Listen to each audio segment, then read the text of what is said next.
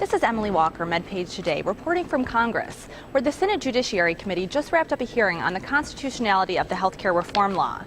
After the hearing, I spoke with Charles Freed, who is a Harvard Law School professor and also was a Solicitor General under Ronald Reagan. He shared with me why he thinks the individual mandate in the healthcare reform law is constitutional. It's constitutional because since the beginning of our Constitution, the Supreme Court has said, beginning of the 19th century, Chief Justice Marshall, that Congress has the power to prescribe the rule for a subject it can regulate. It can regulate commerce. The Constitution says so.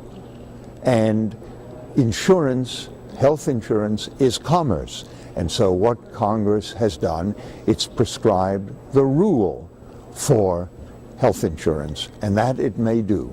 At issue is the individual mandate, the provision in the Affordable Care Act that requires everyone to buy insurance by 2014.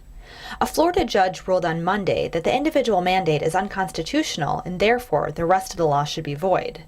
Freed had a three-word opinion on that ruling. It was wrong.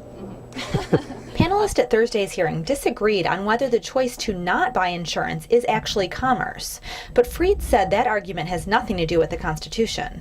The arguments in terms of activity and inactivity are simply invented. They're pulled out of thin air. There's nothing in the Constitution or in precedent that says that the rule that Congress may enact when it regulates a proper subject has to be a rule which does not touch inactivity as well as activity. Freed said it's inevitable that the case will end up in the Supreme Court. His prediction?